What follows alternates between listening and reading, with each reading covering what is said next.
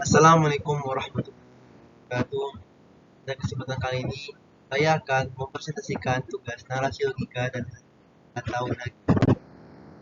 Perkenalkan, nama saya Sultan Firman Jaya dengan NIM 231231022116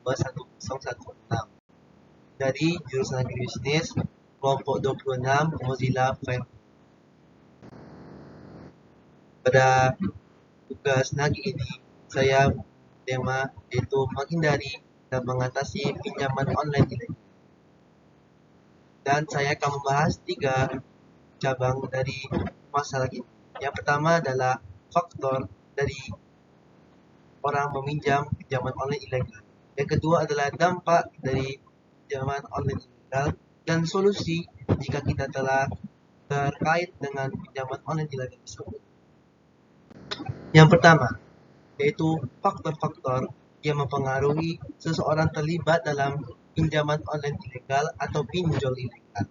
Pertama, yaitu kena kebutuhan mendesak. Yaitu ketika seseorang benar-benar butuh uang dan membutuhkan uang dengan sangat cepat, sehingga pinjol ilegal lah salah satu jalan keluarnya.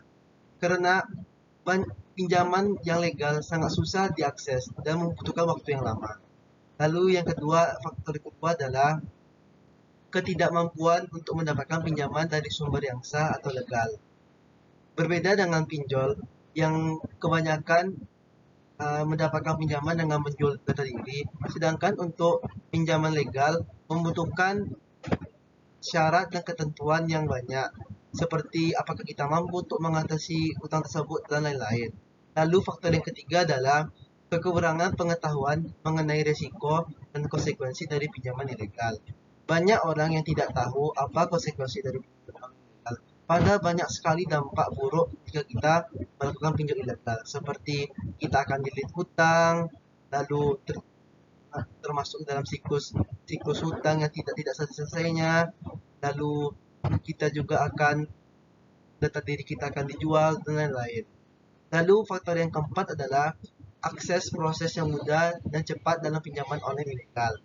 Yang kelima adalah kebanyakan dari pinjaman online ilegal ini adalah kena mengutamakan gengsi di atas kebutuhan.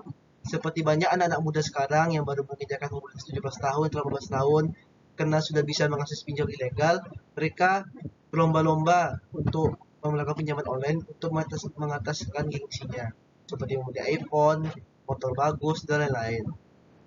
Lalu, faktor yang keenam adalah melakukan peminjaman untuk menutupi pinjaman yang lain.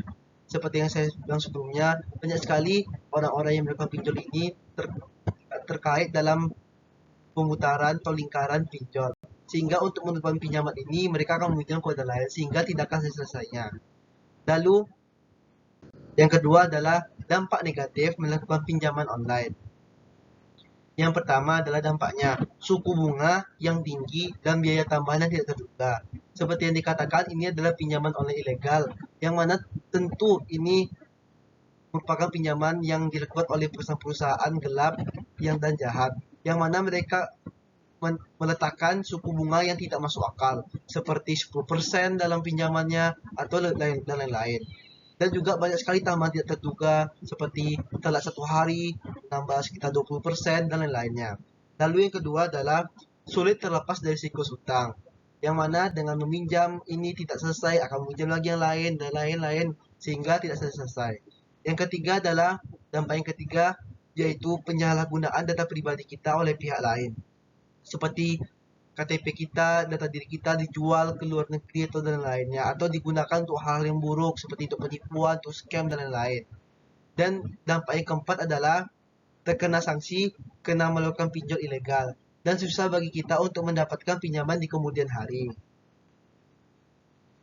Yang mana ketika kita melakukan pinjaman online ilegal, nama kita telah terdaftar di sana. Dan jika kita mencoba mendapatkan pinjaman yang legal dari pemerintah atau perusahaan yang telah mendapatkan kebolehan dari pemerintah untuk melakukan pinjaman, kita akan susah karena nama kita telah tercoreng dari tersebut. Lalu yang ketiga adalah cara menghindari agar tidak terlibat dengan pinjaman online ilegal. Yang pertama adalah edukasi diri tentang bahaya dan risiko dari pinjaman online ilegal tersebut. Yang kedua adalah selalu memeriksa legalitas sebuah oknum atau perusahaan pemberi pinjaman. Seperti kita harus terus mengetahui apakah itu benar-benar legal, apakah benar-benar dibolehkan oleh pemerintah perusahaan tersebut memberikan pinjaman dan lain-lainnya. Yang ketiga, yang meminjamkan atau perusahaan meminjamkan ini mempunyai izin yang jelas, seperti bank-bank besar seperti BRI, Mandiri, dan lain-lainnya. Yang keempat, selalu membaca syarat dan ketentuan sebelum mendatangani kontrak peminjaman, agar kita tidak terkecoh atau tidak ditipu dalam saat ingin melunasinya. Lalu yang keempat adalah solusi. Bagaimana sih solusinya jika kita telah terlanjur melakukan pinjaman online ilegal tersebut? Pertama, segera hentikan pembayaran kepada pemberi pinjaman online ilegal tersebut.